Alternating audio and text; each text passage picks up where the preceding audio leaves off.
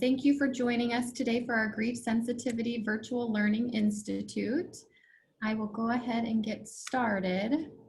This is the first part of a two-part series. The second part of the series is November 12th and 13th. The focus of this institute is on supporting those individuals experiencing grief and loss during COVID-19 and beyond. We're so glad you're here today. Hello, everyone. My name is Dr. Mindy Chadwell, and I'm a faculty trainer for the Mid-America Mental Health Technology Transfer Center. I'm pleased to be your host for this conference session and excited to introduce this session entitled Preparing the School Mental Health Workforce to be Ready for Stress and Loss. I want to thank our wonderful speakers for being here with us today, and a big thank you to all of you for joining us. We truly hope you find today's presentation engaging and helpful in your work. So before we get started, I just want to cover a few housekeeping items. We have made every attempt to make today's presentation secure. If we need to end the presentation unexpectedly, we will follow up using your registration information. All attendees are muted for today's presentation and cannot share video. If you have a question for the presenter, please type the question into the Q&A pod and we will address them during the Q&A portion of today's session. If you have a comment or link for all attendees, please go ahead and use the chat box feature. The session recording and slide decks will be posted on our website within about 1 week, so you can look for them there. If you attend at least half of the session, you will receive an email following the presentation on how to access a certificate of attendance. This event is captioned, so to view captions, click the arrow beside the CC box at the bottom of your screen and choose Show Subtitles to change the size of the subtitles. You can click on the arrow next to the CC box and choose Subtitle Settings.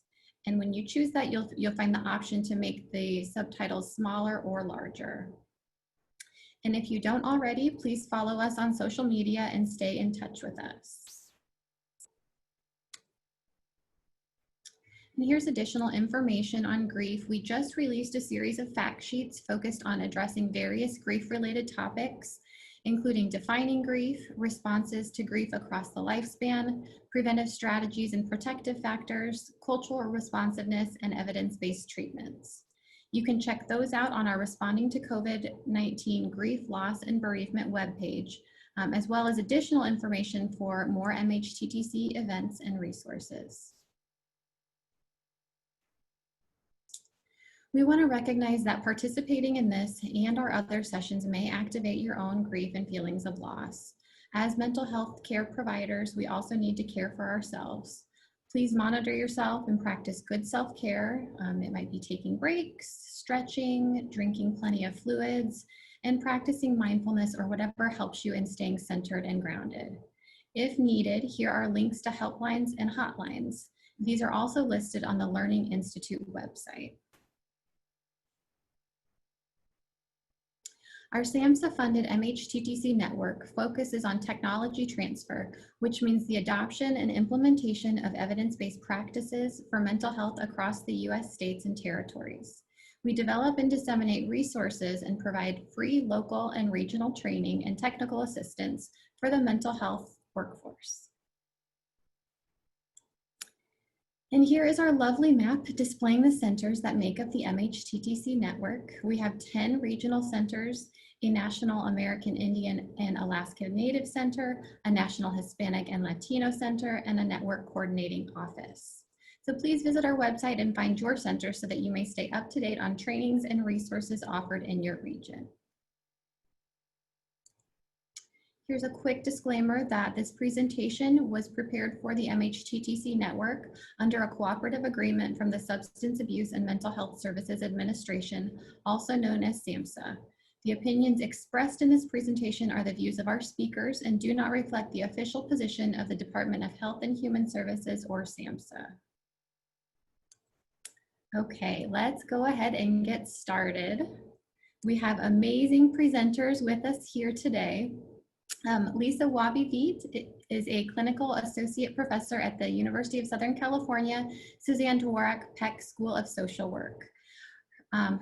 She has more than 2 decades of experience covering a wide variety of needs, including individual, family, and group therapy in school, hospital, and outpatient settings. Her passion for working with trauma-exposed youth led to clinical service roles as a medical social worker, outpatient therapist, school social worker, behavioral specialist, and school-based consultant. Wabivit has participated in trauma response work within her various positions. We also have Carrie Doyle, who is a clinical associate professor at the University of Southern California, Suzanne Dworak Peck School of Social Work. Her practice experience includes mental health clinical social work in the K through 12 school and private practice settings. She co-developed a school social work field training program with a trauma-focused lens that trains school social work students on topics such as trauma-informed schools, trauma-sensitive mindfulness, supporting the grieving student, and working with communities around trauma and grief. Thank you both so much for being here with us today. I will go ahead and pass it off to you. Lisa, you're on mute. Sorry, let's restart.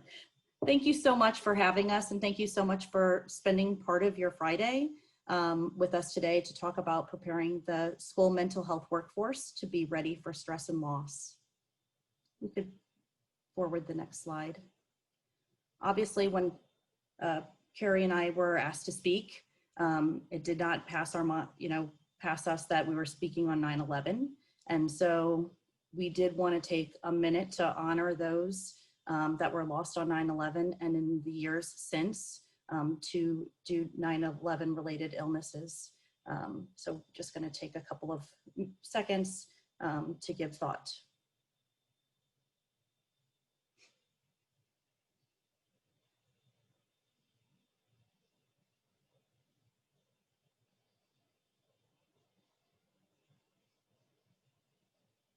If you could move to the next slide.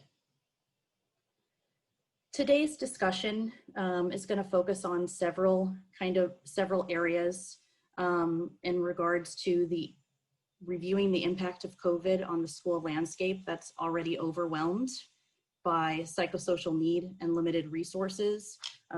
As Carrie and I both were previous school social workers, and we've spent a lot of our time as clinical faculty at our university focusing on the needs of our school social work students. Really looking at the importance of trauma and grief sensitive approaches by school mental health professionals, and help developing a common language in schools to support students, families, and communities, and capacity building. How can we engage our community relationships? How do we train up our workforce? And how do we often use our university collaborations to help build school social supports through our intern programs, which is part of what we're going to be talking about today. Thank you. So how this all started were really lessons learned from our own experiences as school social workers, our own experiences as educators in a social work program, and often our experience as clinicians in the field. The areas that I find that sometimes are so simple can be often very complicated when individuals are under stress.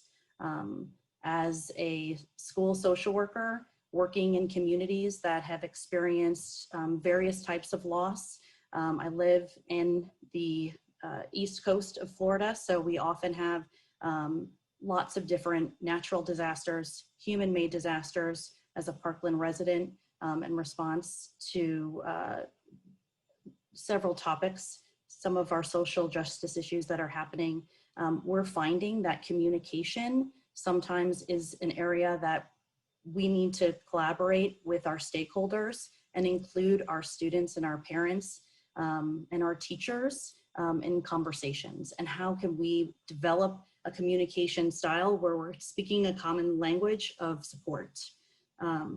Through the content and skill building, we noticed that there were some gaps when we're really looking at some of the school social work training across our various schools of social work, including our own. what were some pieces that were missing, and were there ways that we could build additional skills so that our students could take some of that information into the field. And our goal always as social workers and with our students is hoping when our students are engaged in their communities that they are able to leave those communities and those agencies and schools in a better place than before they came.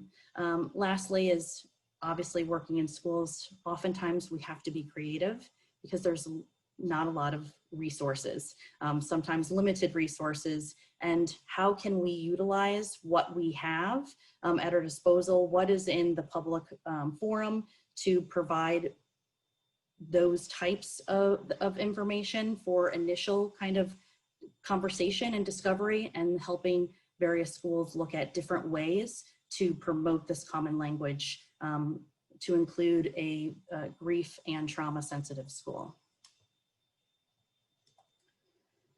So I think I wanted to start by having you all use the chat pod if possible. So for those of you that aren't familiar, there's a chat pod. If you could open it up, and wanted to really identify what you're seeing as a part of your current school landscape.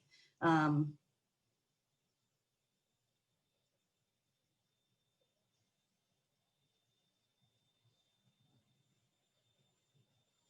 am not getting to see any.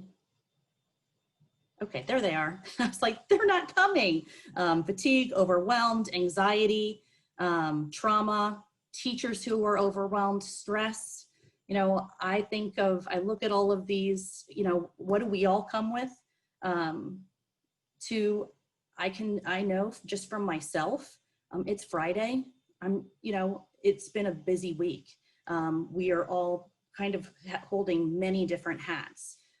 In addition to addressing with adverse childhood events, systemic racism, poverty, abuse, food insecurity, depression, loss, the stress of working from home and having families, the stress of being isolated.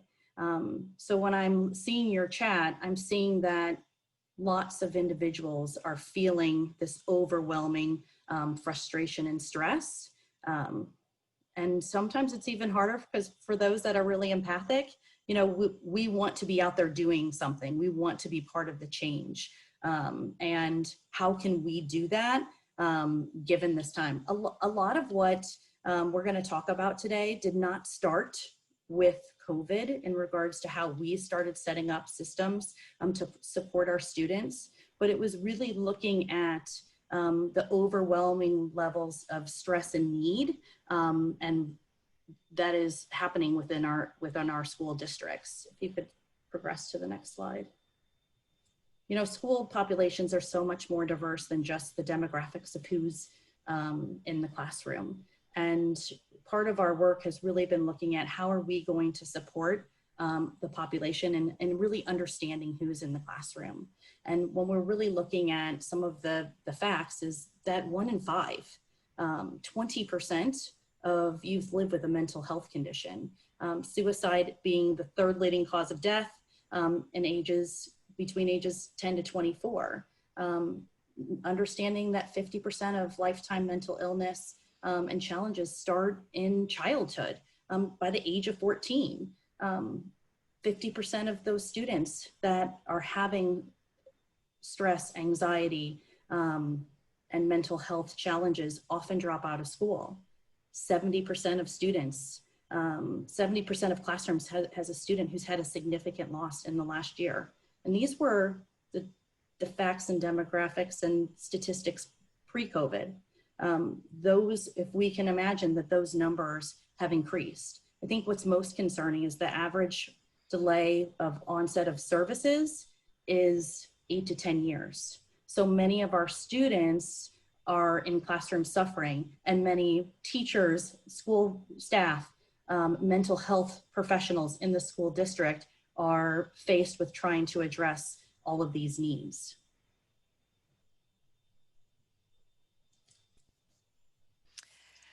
So today's students are experiencing record levels of depression and anxiety and trauma.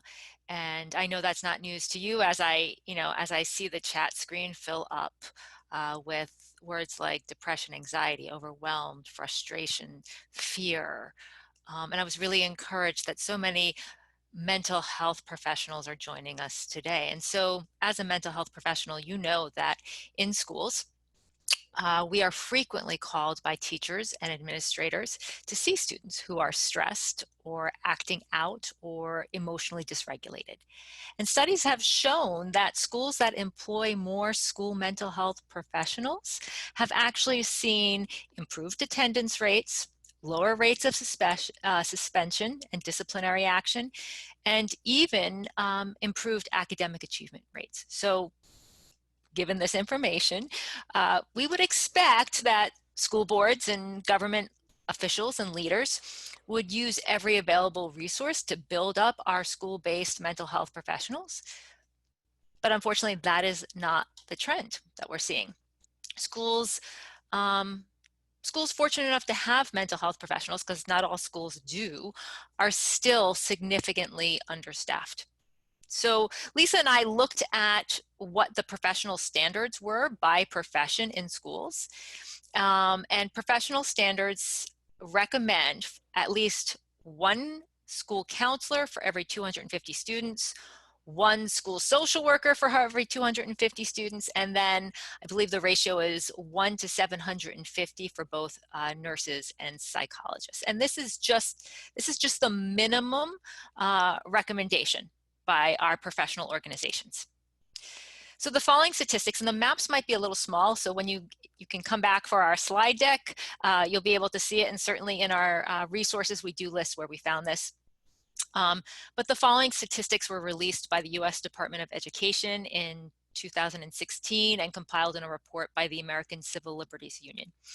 The national student to counselor ratio that year, 2015-2016, was 1 counselor to every 444 students. This would mean that they have a 78% greater caseload than is what recommended by their professional organization. The NASW, as I said, recommends that there should be 1 school social worker to every 250 students. And data reveals a ratio of 1 to every 2,106 students, creating a caseload for social workers nearly 8 times greater than what is recommended. Less than 3% of schools nationwide, only about 3,000 schools nationwide met the professional recommendations by our organizations. And more than 67,000 schools reported 0 social workers serving their students. So why do we bring this today? Resources are limited, as Lisa mentioned, and I'm sure you all know. And when there's limited resources and when there is a limited number of mental health professionals, and we are faced with the school landscape that we just discussed, then it's important that we find ways to be able to leverage the resources we do have to hopefully provide the support that our youth need. And so Lisa and I want to specifically talk about how that can be done through workforce development. Slide. Okay.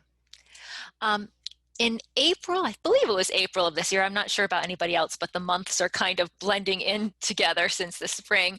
But I believe it was in April of this year, trauma expert, psychiatrist, and the author of the book, The Body That Keeps Score, Dr. Bessel van der Kolk, facilitated a webinar on the COVID pandemic. And I suspect that many of you might have watched that. And in this webinar, he suggested that the pandemic was creating a situation in which there was preconditions to trauma. First, immobility. So this is a worldwide problem. There is no getting on an airplane and going somewhere to escape COVID, which really leads to a sense of immobility. There's no safe place really that you could go right now. And we all know that COVID is a serious virus with significant health implications. It's a virus that we could be asymptomatic and transmitting it to others and not know. We don't have a vaccine for it. There's some preliminary treatments, but there's a lot that we still don't know about it. And that leads to uncertainty and a risk to safety. And then finally, the social distancing guidelines and the quarantine that we experienced for many weeks to months led to isolation, a lack of routine, and for those who lost their jobs, a loss of purpose.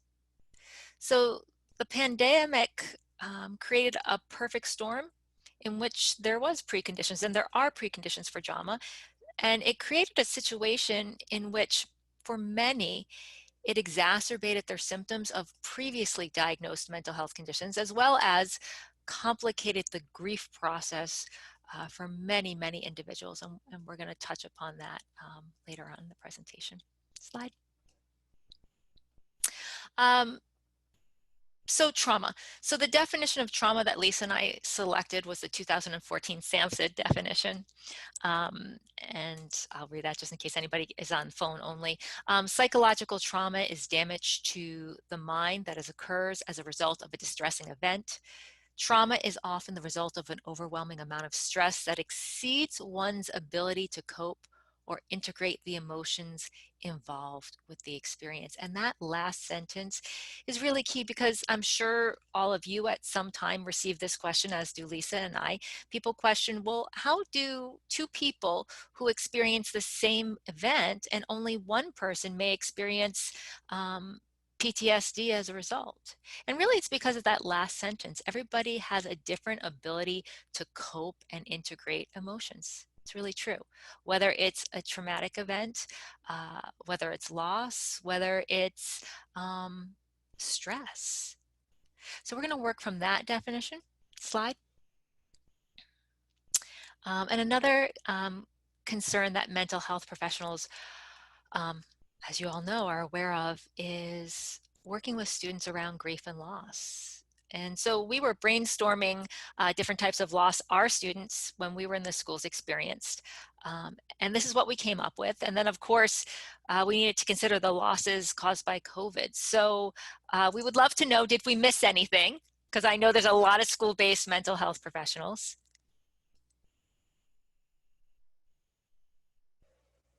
Did we miss anything? I'm going to give it a second so people can put it in the chat screen. Incarceration, yes, thank you. Thank you. What else did we miss? I know we have a lot of great minds in this webinar. We have 240 people. So suicide, deportation, loss of home, homelessness, moving, student mobility, yeah. Yes, innocence due to sexual abuse, police brutality, loss of security, basic needs, loss of events and graduation. Yeah, very COVID specific. And yes, very COVID specific. And I know it's interesting, as I'm in New England. I live in New England, and when I'm myself or interacting with students in my area that graduated and didn't have a graduation or didn't have a final prom, to many that, you know, I heard people say, oh, they should just get over it. Well, it's a loss for those students. Loss of touch and greetings. Yes, I can't tell you how much I want a hug. I never knew how much I missed a hug. I just want to grab somebody and hug them, and I took that for granted. Financial loss. So, oh yes, for so many that lost their livelihood, loss of safety. Yeah. You know, I just want to interject. I taught a pretty intensive class this summer. And as we close out the class, you know, we were talking about what the class meant and what they learned. And a lot of the students talked about the stability of having that course time to be with one another, because many of them lived alone or were isolated in some way. And so while, you know, it was really a place of, and these were adult learners, of stability, feeling a social connection, being a part of something, working as a team, because oftentimes you know, students are missing out on a lot of those pieces, being isolated in their homes. So when we really look at all of the losses that you've identified, it really is such a tremendous list of what is going to be needed to support these students and these families and these communities moving forward. Slide. So then we have, as mental health professionals know, that grief and loss can sometimes intersect, and the presentation can be quite similar. So in a 2012 study conducted by New York Life and Federation of Teachers, it was reported that teachers noticed when students were experiencing grief or loss, specifically a loss of a parent or a caretaker, and they noticed that students showed a marked difficulty concentrating in class, withdrawal, disengagement, absenteeism, decrease in the quality of their work, less reliable turning in assignments. So we know that there's an area of overlap with trauma and grief. So if you hear Lisa and I mentioning trauma as well, is we wanted to include it because there was that overlap. So if you're wondering why we're also including trauma in this presentation, that's the reason. Slide.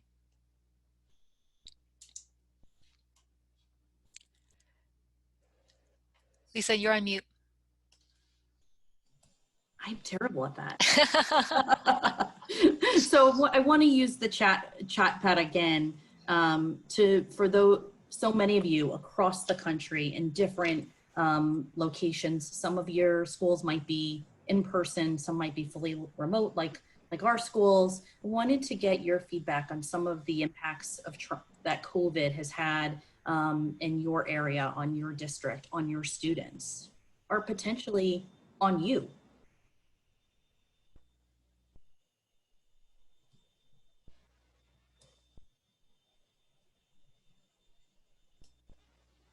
We sometimes forget the on you part, Lisa. At least I do, right? As a helping profession, I have a tendency to give, and then that self-care part. I teach self-care, but I'm not sure I'm very good at doing it sometimes.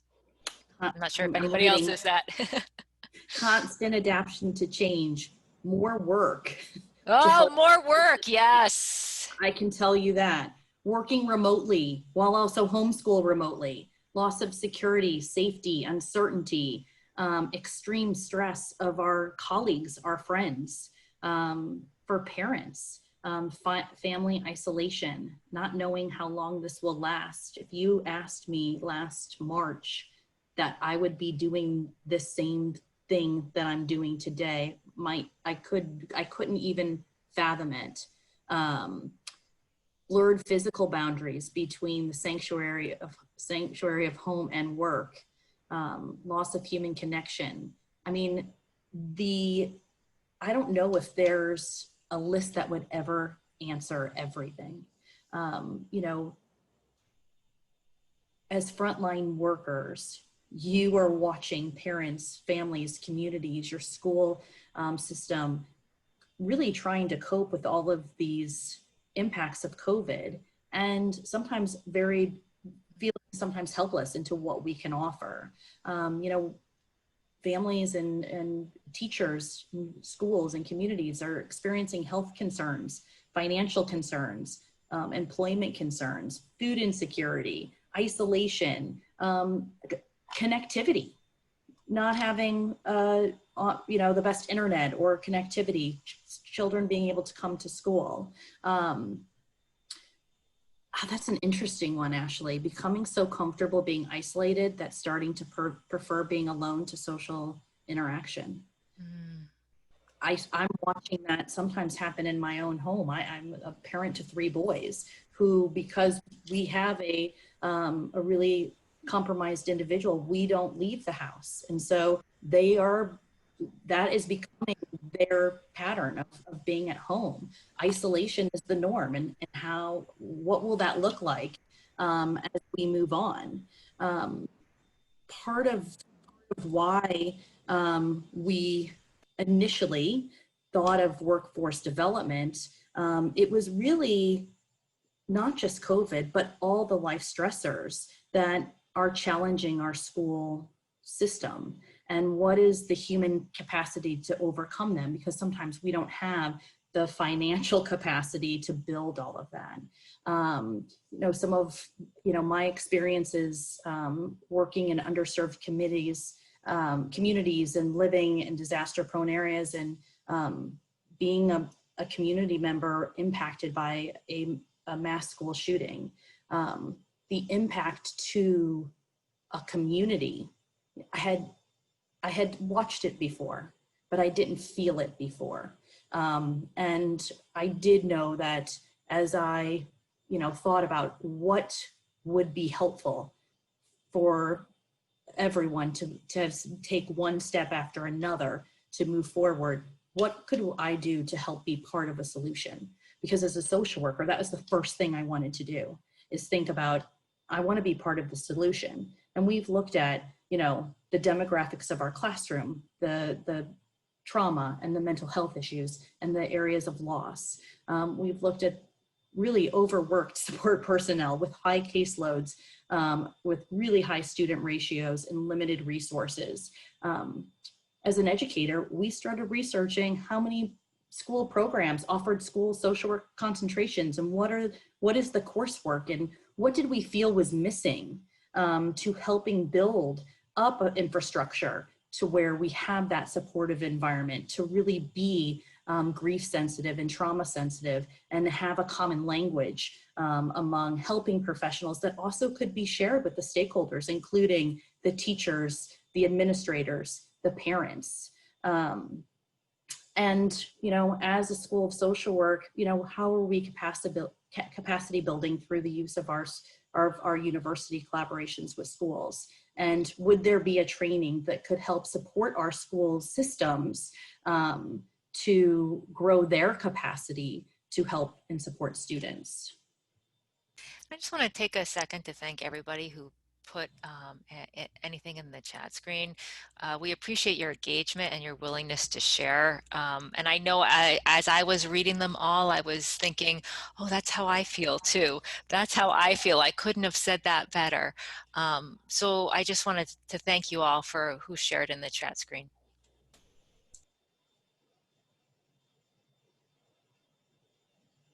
If you could, oh, sorry, can you forward to the next slide?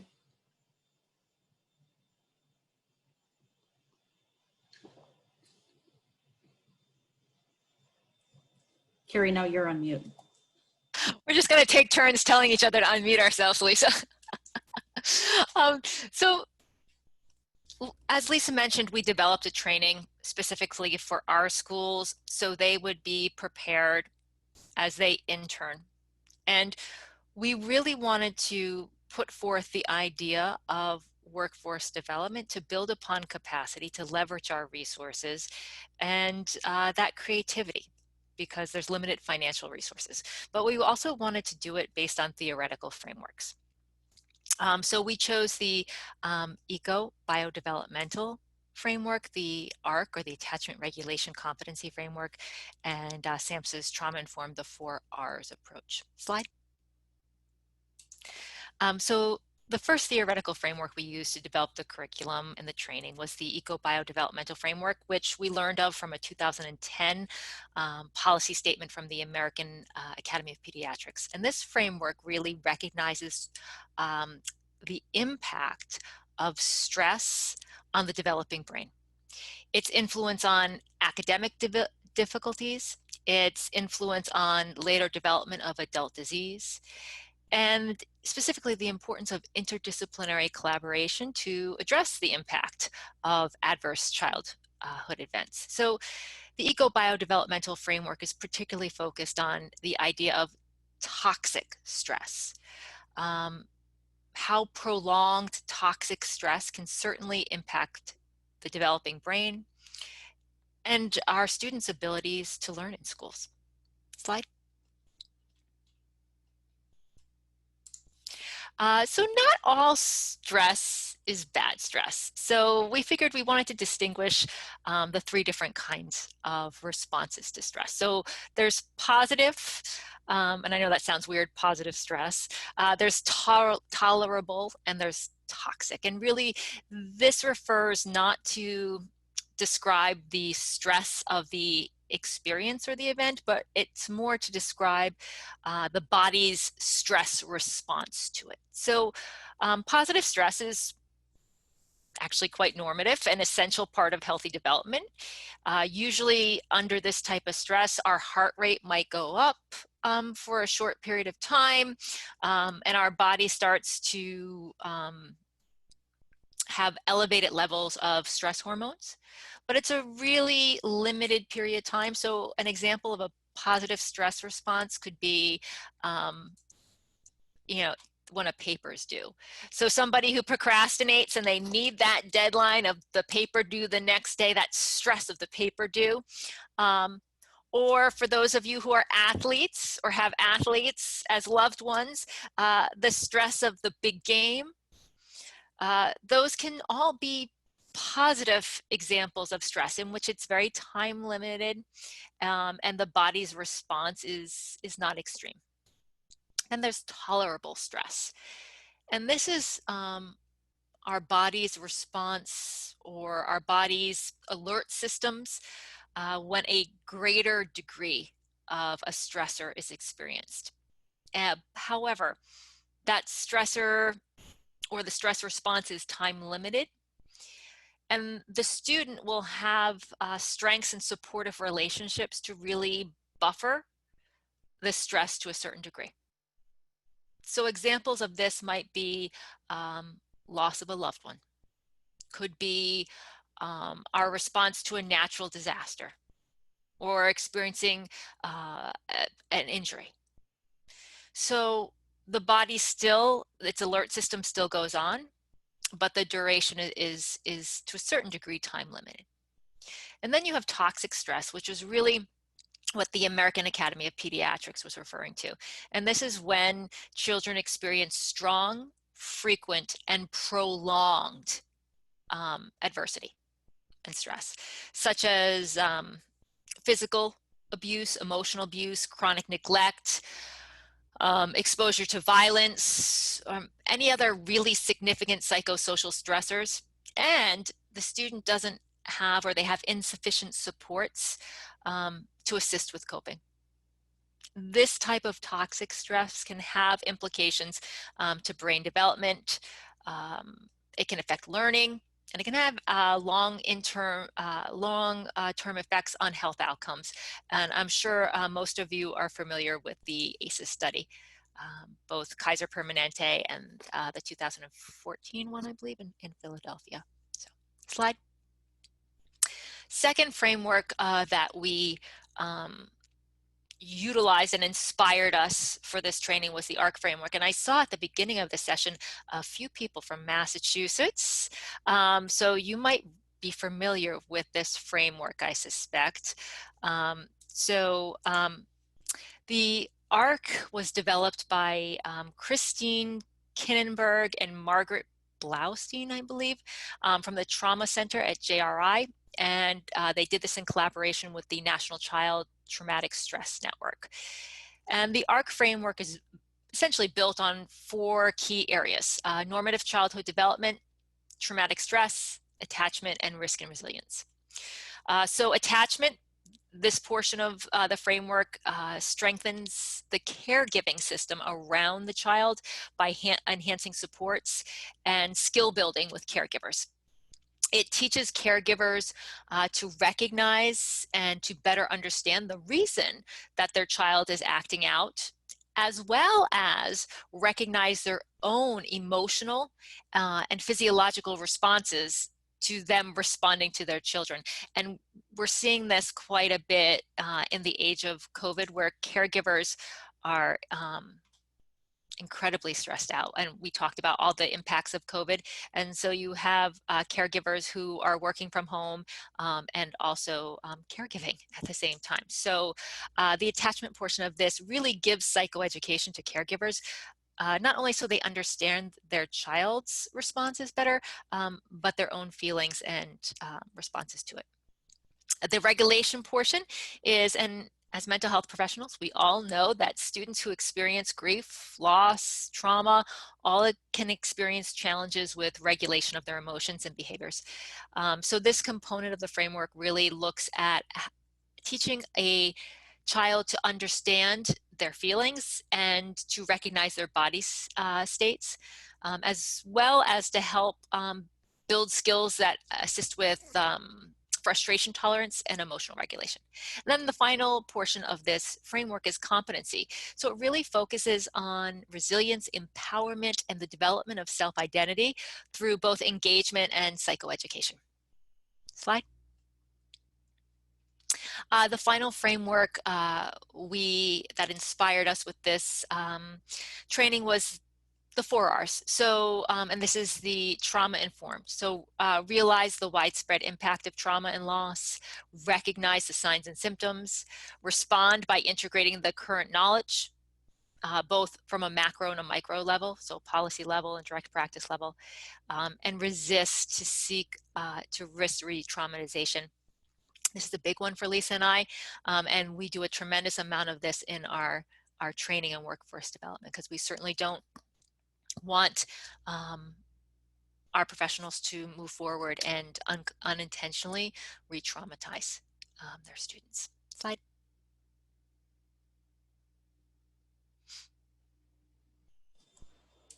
I unmuted. So we're going to talk. The training was a multi-week trauma and grief focused training. So it lasted 12 weeks long. It involved a lecture component, and then it involved follow-up small group kind of dialogue and processing components, so that students could really talk about how this is impacting their micro and macro interventions and how they are utilizing some of the topics to support schools, families, and communities. We had some school systems that got really engaged in the process and started including the topics as part of their supervision for the week. They had additional topics that interns, not only in our program, but across all of their interns in the program, were able to kind of talk about. Many of the topics here, probably, they're not new to you. They're really psychoeducational in nature, and while helping professionals are really well suited to kind of share and educate, they were also things that could be shared across school districts to support teachers, to support paraprofessionals, to support every person that comes in contact with students, families, and communities. The 5 topics, 5 supporting families and community, I think we kind of look at how are we going to support those across all areas. But we're going to talk about secondary traumatic stress, psychological first aid, Trauma 101, and trauma sensitive mindfulness in the grieving child. Next slide, please. So one of the things, we can just kind of move on to the next slide, which is the psychoeducational piece. There are so many wonderful resources out there, and so much in the public forum that is so many of these centers provide so many resources that are accessible to students. And so these were many of the centers that we received and obtained information from.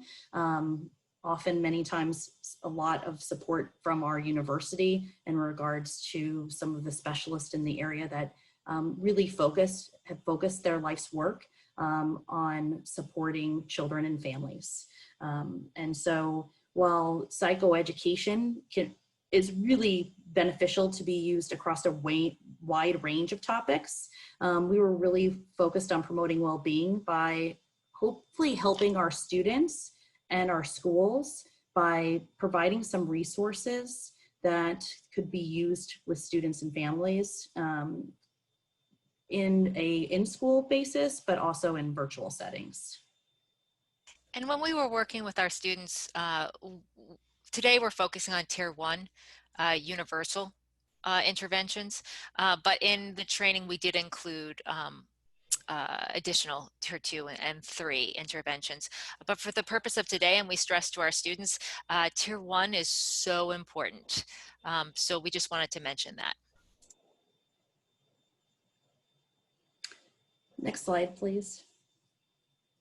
I think, you know, one of the things that we talked about today is all the stressors that everybody else is having. But one of the first things that we need to focus on is some of our own self-care and stress. How do we support our teachers? Because how do we capacity build if the workforce that is doing that work is depleted? And so really that's one of the something that we really infuse across our curriculum, not only in this training, but across our school social work curriculum is self-care and secondary traumatic stress. Really helping identify that awareness is the key to managing stress. And some of the risk factors are just very common to our professions as helping professionals, mental health, nurses, social workers, counselors. You know, one of the risk factors is helping others while sometimes neglecting yourself. I can tell you that I often, you know, sometimes put myself in that position where I'm putting my efforts towards other people, and I really need to take a step back for myself. Looking at how traumatic and stressful events impact people's coping, and the direct contact that you might be having in regards to other people's stories and some of the challenges and stresses that they're having, and how do we take that on. So really kind of understanding of really focusing on understanding the signs of stress, the emotional signs of sometimes being overwhelmed, feeling hopeless, you know, as we're writing in the chat, like how long is this going to last? Feeling detached or numb. Sometimes we're avoiding because it's just so overwhelming and stressful. Physically, just being fatigued, having low energy.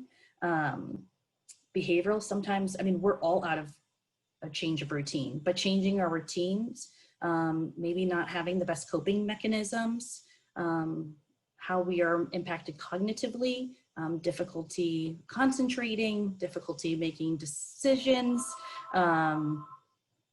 seeing things, you know, perseverating on challenges, spiritual, what's the meaning of life or lack of satisfaction, and sometimes interpersonal, which is kind of withdrawing. You know, when someone wrote, it was very powerful to me, like how it's becoming very comfortable to be at home, and, you know, how that sometimes is what you're withdrawing, you're unavailable to your coworkers or to your family. And Lisa, just in case anybody has any questions, is there a cost to this, the support for teachers affected by trauma? No, absolutely. This is it's through the TSA. It's in our, at the end of the slide, the statprogram.org. It's 5 free online modules that helps explore the concepts of secondary trauma, risk factors, and impact across all domains. And it's free of charge you know, so anybody can go on, log on. All of our resources have not only a free component, but obviously there's a follow-up component. If your school or your district would like additional training, there are always those options. But everything that we're talking about today, and a lot of what we shared with students, were things that they could take back right away to their districts. I think that they're looking at a link question. I'm trying to follow the chat and talk, and I'm not that skilled at that. So I might have to go back to look at that. Actually, somebody was saying another great resource, K through 12 mental health promotion and suicide prevention toolkit. And thank you, Linda. She actually put the address there. and there's a PDF. Wonderful. Thank you so much, Linda. So please avail that in the chat screen, anybody as well. So thank you. We love to share resources. We're in this together, so we have to share resources. So thank you. And that's a lot of what we did in our processing session. So we would have kind of a larger lecture type series, and then we would have smaller processing sessions so that students could ask additional questions, that they could bring some of the questions that their school districts have, as well as to process. So thank you so much.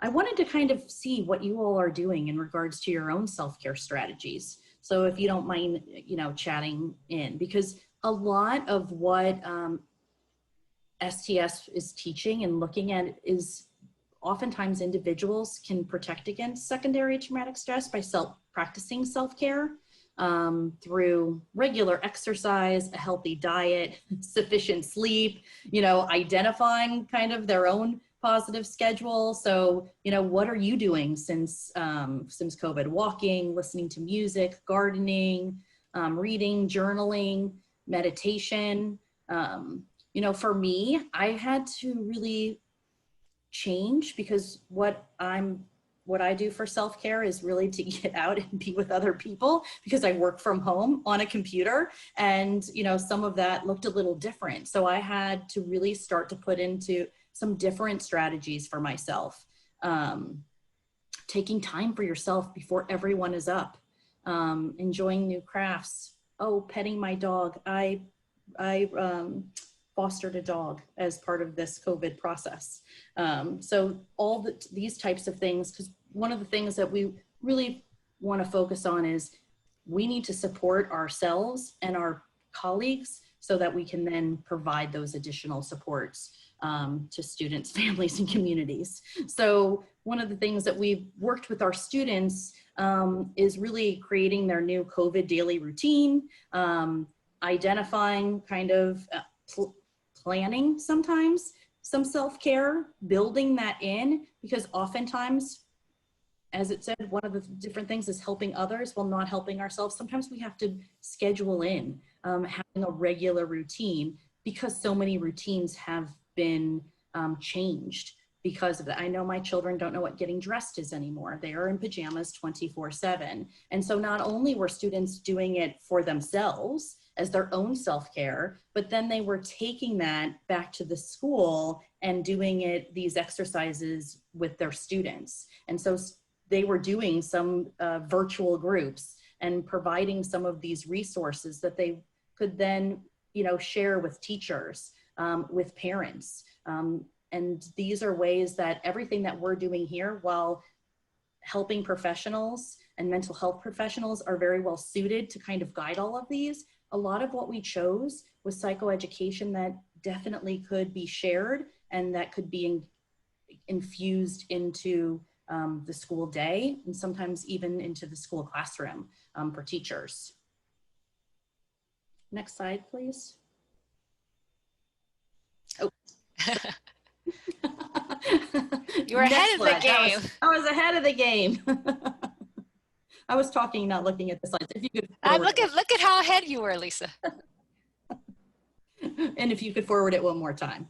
Okay, so another training that we did for our students was on psychological first aid, listen, protect, connect, model, and teach. We are so very fortunate to have Dr. Marlene Wong on our faculty as senior vice dean and one of the developers of psychological first aid. And really, PFA is a model that has been around since the 50s. I think 1954 was the first time it was out in the literature. And it's really about, it's a model to help immediately focus on support and assistance for those in crisis. Listen, Protect, Connect, Model, and Teach was really adapted around school violence and other school-based stressors with the goal of helping establish physical and emotional safety, helping stabilize emotions and behavior, to return individuals to an improved mental state and ready to resume their education, to get back in to their roles, sometimes even with one another, and re-engage. And really, one of the things that I think our students really appreciated about PFA is how it helps create a compassionate environment, assesses what someone might need at that very moment, while providing immediate support in a stressful situation and helping others cope and face stress. It's something that we hope to help our students create a common language around support. And while this is something that we can do, it's also something that teachers can be a part of, that paraprofessionals, bus drivers, if we all are providing some of those frameworks of support, it does take off some of the responsibility to always have the social worker be a part of that conversation. If other school faculty and staff have some of the common language to help support students day to day in response to stressful situations. And that's what I love about PFA for schools. You do not have to be a clinician. And again, we're maximizing the resources because there's only, as we did in the workforce map, there's only so many of us in the school. So let's leverage the resources we do have. And that's why I really appreciate the PFA for schools is not just for clinicians. Right. If you could provide the next slide. There's a really great resource, two resources. Dr. Wong did, and there is a link on that page to the YouTube. She is on YouTube, and she did a 5 individual, they're about 6 to 8 minute, sections on how to utilize Listen, Protect, Connect, Model, and Teach. She also developed for the North American Center for Threat Assessment and Trauma Response, a psychological first aid for schools, teachers, and students during the COVID worldwide pandemic. It is also on the website, and part of it's on the TSA. At the very end of our slides, there's slides of resources, and it's probably 2 clicks away to actually getting a copy of this overview. And it really focused on what can school professionals do for students to create a sense of safety, calm, connection, and hope. So it really helped professionals and school staff understand how, what they could do to listen, how they could start the conversation to allow students to share their worry, fear, anxiety, and opening up an opportunity to do that, how they're going to make sure that there's a feeling of safety, both physical and emotional, by helping develop, classroom routines, offering information about COVID, like what their school is doing, and how to keep people safe in the community so that children with questions have an opportunity to kind of hear about it and talk about it. Connect, many students are really isolated right now. So how are we going to help students and peers reestablish a normal sense of relationship?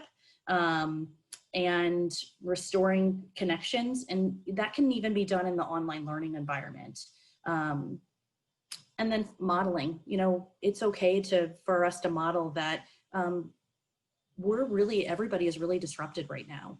Schools are disrupted, students need, and teachers want to get back to normal. And how are we coping with it? Sometimes we're modeling that's okay to hear. And then to teach, how are we teaching? How are school counselors, nurses, psychologists, social workers teaching faculty, students, and staff and volunteers the common reactions to stress and crisis, so that they could be aware and maybe get additional supports in their classroom if there is a child that is unable, based on some of the simple time. It's a conversation that's not just one way. It's not in order. I call it a dance, and it doesn't happen just in one session. It's creating a really calm and safe environment in regards to dialogue.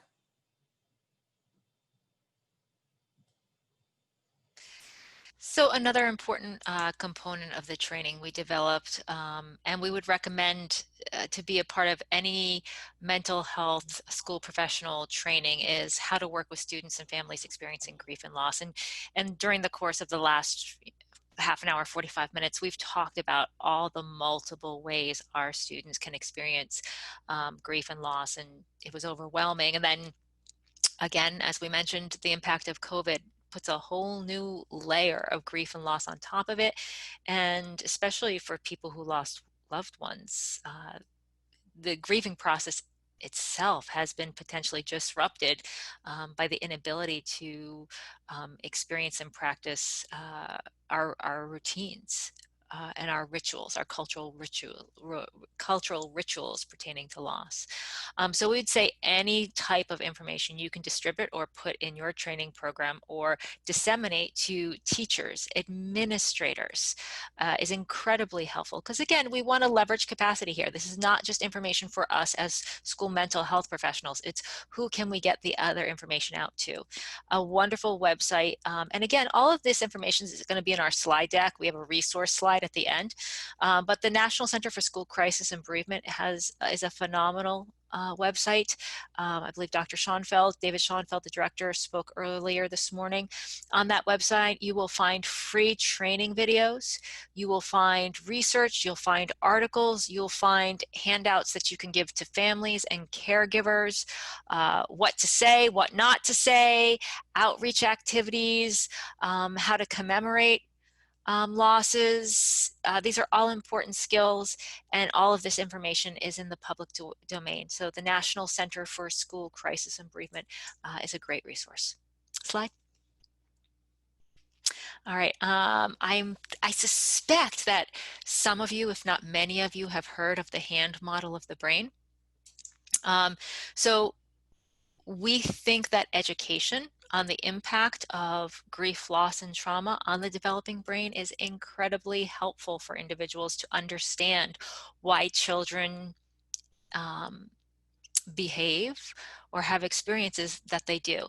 And so for our training, we have trainers from the TSA, the Treatment and Services Adaptation Center, come speak to our students about Trauma 101. And there's some wonderful resources as well on the Treatment and Services Adaptation Center website. You'll find CBITS, SET. So there's so many training videos and articles there as well. But we wanted our students to be familiar with Trauma 101. So knowledge of how the brain is impacted, how emotional and behavioral dysregulation can result. So going back to that Ecobiodevelopmental framework we were talking about, knowledge of this can be destigmatizing. It can be empowering for students and their families to understand the neurobio reasons for their emotional and behavioral dysregulation. So on the screen is a sample of a handout that can be provided.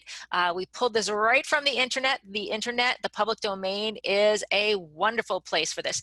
We know people like information in all different ways. So you have handouts you can send via email. This is Dr. Dan Siegel's hand model of the brain. You also will have some people who will like video as well. And I'm going to quickly show a video. Oh, there we go. All right. Hopefully this works. Apply it to the experience of parenting. And the hand model of the brain that I use to teach parents is very useful to understand that. So if you take your thumb and put it in the middle of your palm, put your fingers over the top, this is a very useful model of the brain. And when we can actually see in front of us what's going on in the brain, then we can change what the brain does. So let me walk you through very basically what happens in this brain and the structures in it. And it goes like this. The spinal cord comes up, representing the wrist, and then you have coming up into the skull, the brain stem and the limbic area, which work together to help regulate arousal and your emotions and the way you have a fight, flight, freeze response. These are below the cortex, the limbic and brainstem areas, and the cortex is this higher part of the brain that allows us to perceive the outside world, to think and reason. And this frontmost part of the brain, right behind your forehead, so the person's oriented like this, is actually the part that regulates the subcortical, limbic, and brainstem areas. this regulation is very important because sometimes we can have all sorts of things happen in our life. We're tired, we're exhausted, someone pushes a particular emotional button, and we can flip our lids. So rather than being tuned in and connected and balanced and flexible, we can lose all of that flexibility, even lose moral reasoning, and act in ways that are terrifying to others, including our children. Now, you can actually bring yourself back online and come back to the high road and make a repair with your child. And that's important to explain to them. And you can also use this hand model of the brain to explain to children, even as young as 5 and 6, how to understand when their emotions are rising up from the brainstem and limbic areas here, and how it's overriding the prefrontal area and making it so they may be about to flip their lids. So I've had kids come tell me that they're about to go flip their lids and they need a break. They need a timeout. And by even just naming that, they can tame it. And that's the power of using the hand model for ourselves and our children to help us all make sense of what goes on in the emotional communication that we have in the course of day-to-day life. So that's an example of one that would probably be appropriate for a caregiver, but the internet has so many resources. Here's one that is more oriented to children. So you will find multiple different resources out there. In our training, we actually have our students do it because we want them to be comfortable using the language and actually being able to demonstrate the hand model themselves so they can use and adapt language. Because again, some of your students, your families, your community are going to love written communication. They get it by email. They can read it when they have time. Some are going to want personal interaction with you, and some are going to want audio video. So the wonderful thing is there's so many different varieties of psychoeducation on this out in the public domain that you can have access to. Slide. Okay. Mindfulness. So Lisa and I usually do sometimes a longer training on trauma-sensitive mindfulness. It's really a passion of ours. And we also include the trauma-sensitive mindfulness in the training for our students because there's available research out there that demonstrates its efficacy in improving frustration tolerance, emotional regulation, attention, and even academic achievement as well. You know, go back 10, 15 years, there wasn't the research out there. We kind of knew it helped, but we didn't know how it helped or if it really helped. But now we have significant research out there. We come from a trauma-sensitive approach because mindfulness, different types of mindfulness can potentially exacerbate symptoms for students, especially those who have a history of trauma. It can potentially cause hyper or hypoarousal depending on the type of mindfulness activity that you use. And I don't want to take for granted that everybody knows what mindfulness is. Sometimes people assume mindfulness is just meditation. Mindfulness is the ability to be in the present moment.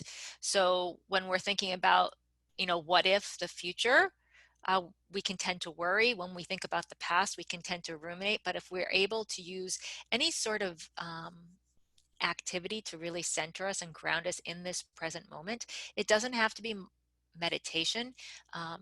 For it can be movement based, it can be eating based, and for our students, we like to train them on also sensory based trauma mindfulness activities. We like to share with our students the mechanics or the reason why mindfulness actually is effective, with the thought that they can communicate the reason why when they're teaching it to parents, caregivers, and students. And so we teach them that regarding the nervous system, that mindfulness is can be a vehicle in which to activate the relaxation response or take somebody from the sympathetic nervous system, the fight, flight, or freeze, to the parasympathetic nervous system, the rest and digest, it's nicknamed as. Because when we're in the sympathetic nervous system, that fight, flight, and freeze, we're only meant to be there for short periods of time. But what has happened is we have individuals experiencing that toxic stress. So the severity and the prolonged nature of that toxic stress has so many people in their sympathetic nervous systems so much of the time. And so we really teach our students that trauma-sensitive mindfulness can be a wonderful vehicle to a wide range of students, caregivers. There's so many options out there. For those of you who are interested, there is a phenomenal book called Trauma Sensitive Mindfulness by Dr. David Trelevin. I will type it in the chat screen before we leave, and it's also on our resource list as well. It explains to you about the window of tolerance and how to use mindfulness with students who have experienced grief, loss, and trauma. Slide. Okay, so wanted to give you some concrete examples. This is something that we pulled off the internet that can be provided to elementary school students. It teaches them breath-based work. It can be sent home so parents can practice this with their children, their elementary school children. Why is this great? If the parents practice it with it, they get into the routine of doing it. It's a habit, and the parents also benefit from it. So there are different handouts on the internet that you can use to send home to students. Slide. Sensory-based. I see somebody, Sandra, just put the grounding techniques.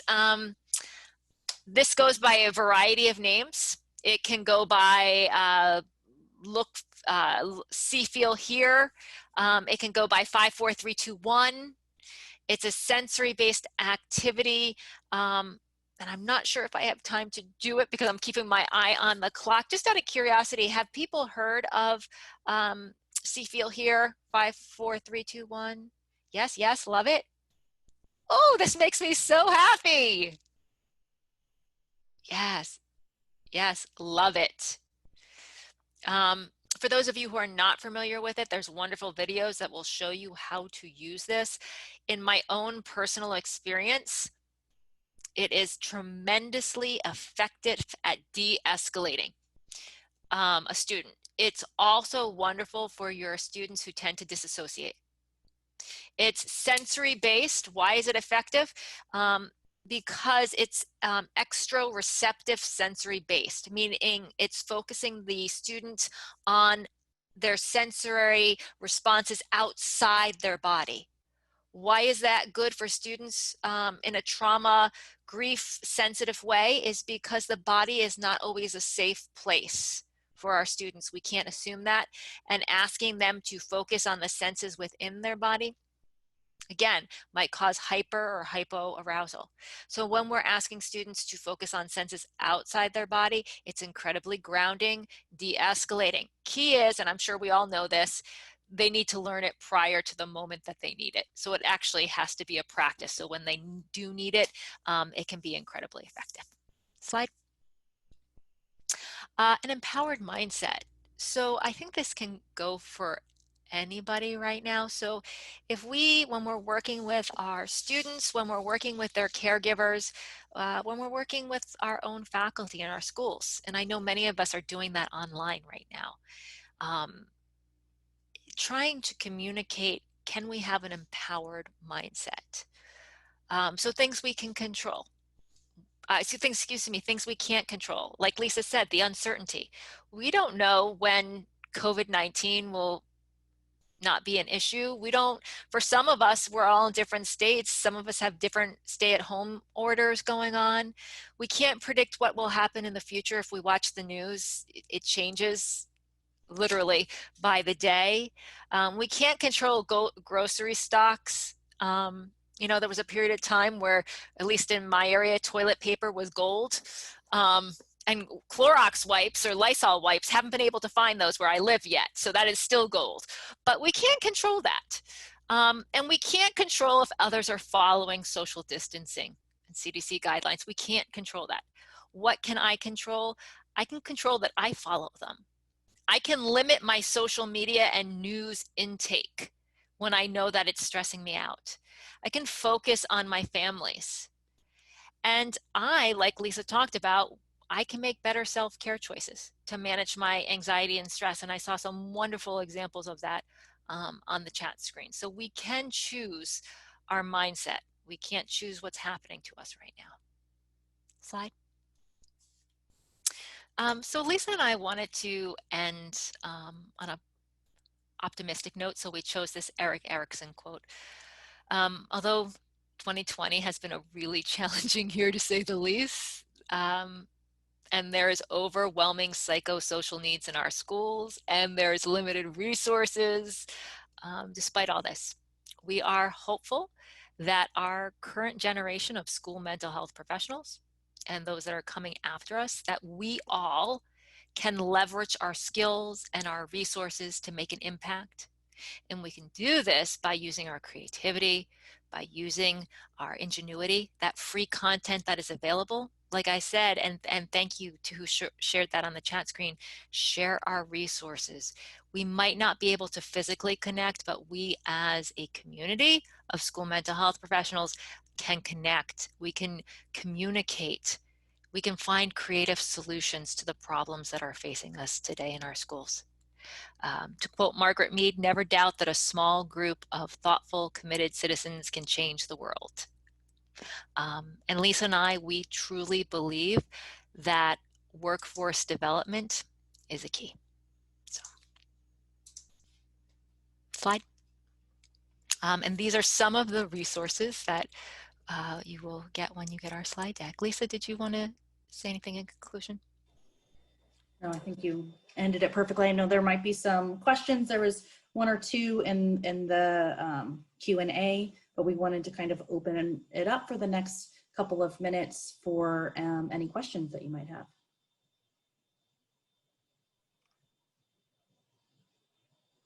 Hey, there were a couple questions about the psychological first aid for schools. So the first was, how does it differ from the mental health first aid training? Okay, so mental health first aid aims at really looking at helping recognize symptoms of mental health problems and how to identify, understand, and help a person who might be developing a mental health issue. And so it really is looking at supporting those that might be in a mental health crisis. Psychological first aid is really focused on like the initial aftermath of a traumatic or stressful event. So it's really designed to, when someone is kind of in stress, how to help, provide some of those supports and resources so that they can have that support in the here and now. They might not be having a mental health crisis, but I also believe it helps support helping professionals and teachers and really how to engage and communicate with students on their level. So while PFA does support, the focuses in response to a crisis, I think a lot of those skills can be transitional to our everyday dialogue, because wouldn't it be amazing if every school and system was both grief and trauma sensitive, so that we're really looking at those levels of connection and providing that level of comfort and safety in all of our interactions. Oh, Hannah, you're on mute. Thank you. It's contagious, Hannah. You're copying us. I see that the other question about PFA is that what ages is it presented to? And I know that you answered that there. And real quick, before I let you answer that live, if anyone has any additional questions, now's the time to put them in the Q&A box.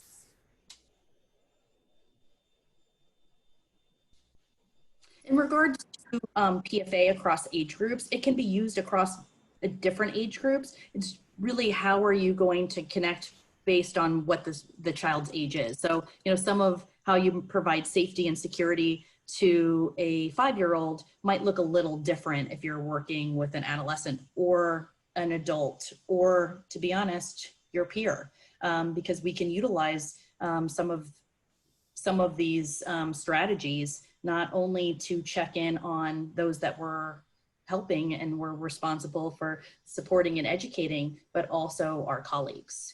And so it could be used across the lifespan. Thank you. And that's all the questions that we have in the Q&A box right now. So at this point, I'd like to turn it back over to Dr. Chadwell.